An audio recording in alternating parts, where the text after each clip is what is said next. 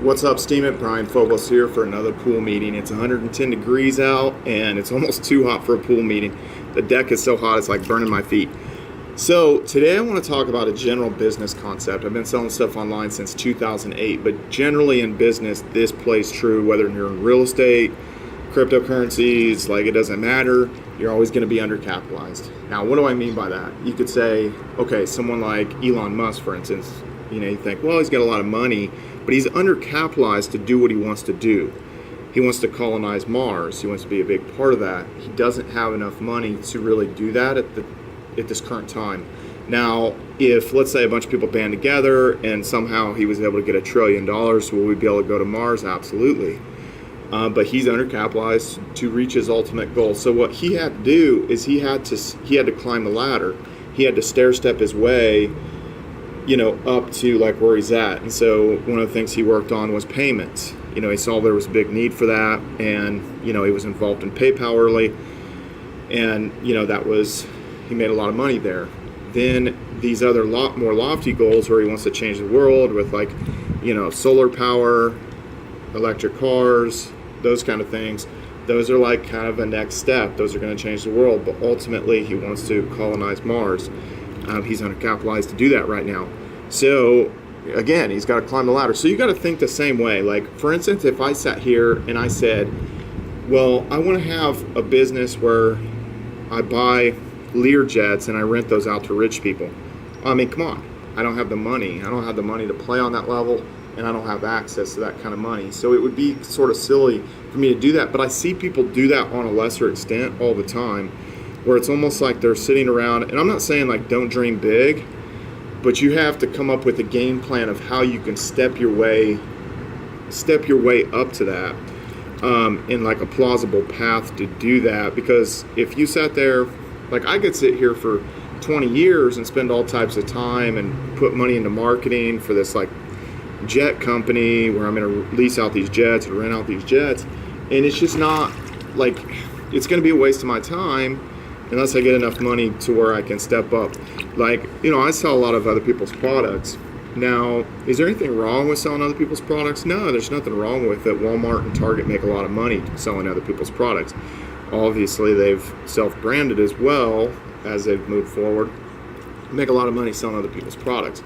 But do I ultimately is that the holy grail that I'm going to sell somebody else's product? No. I mean, cool, like, yeah, I'll do it, like, and make me money and everything, but that's not like the holy grail. That's not going to like change the world. That's not going to be a super impactful thing. But ultimately, you're going to have to work your way up. So one of the biggest things, I resell a company's tea that imports teas from all over the world, like here in Tucson, and I sell those teas online. Tea is a big market, but there's a lot of noise there. So, but anyway, I was talking to the owner of the company, and every time I go in there, it seems like they're expanding and they're doing really well.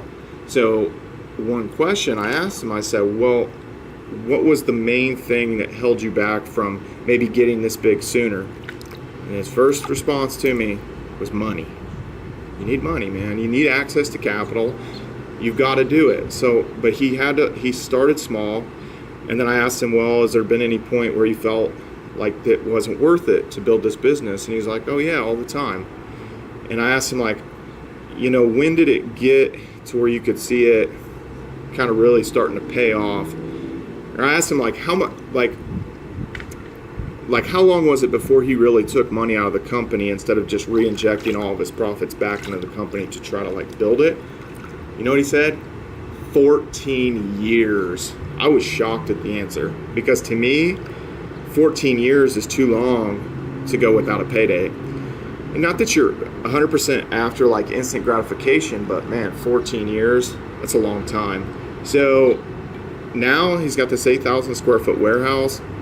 It seems like they got about 25 employees like running around there like crazy, and they're shipping out a lot of stuff, moving a lot of product, and he says everything's going good, and in a couple years, sky's the limit kind of thing with it. And I can see it. Like every time I go in there, it's like getting bigger and bigger. So even if you're on a lower playing field, you're reselling somebody else's product, and let's say your revenue is $50,000 a year, or your revenue is $250,000 a year, or your revenue is $5 million a year, you're always like wanting more. And it's not logical. You're probably not going to be able to do $5 million in sales in a year if your access to capital is $5,000, because you're not going to be able to turn that over fast enough with the margins, especially if you're selling your own product, or if you're selling somebody else's product. Your margins are probably going to be somewhere between 25 and 50%. Now I say that, but keep in mind that my rule is I won't package up a product unless it's going to make me $8, and I need to be able to package up at least 8 to 10 of those per hour for it to be worth my time. Like, I don't package up and send out products that are going to make me $1. And I know with a lot of people with Amazon FBA, the thing is they're going to buy up these like low dollar things, and they're going to say, well, they're going to make 50 cents or $1 on it, but then they're going to sell thousands of units and all that kind of stuff. That is true. People have had success doing that, but I think there's a big risk of getting stuck with inventory at Amazon's warehouse, and you get squeezed out.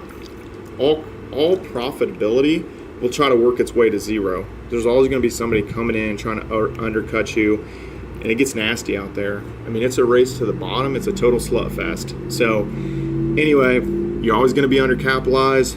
Try not to let it bother you. If you have $500 and you want to invest that in some type of business, just make sure it makes sense. Like, could you take $500 and maybe like start painting somebody's house, or coating people's roofs or something like that, and do a service business? Yeah, like you could get started out doing that, doing interior painting. No shame in that. Like, you're just gonna have to work your way up. So anyway, thanks for attending the pool meeting.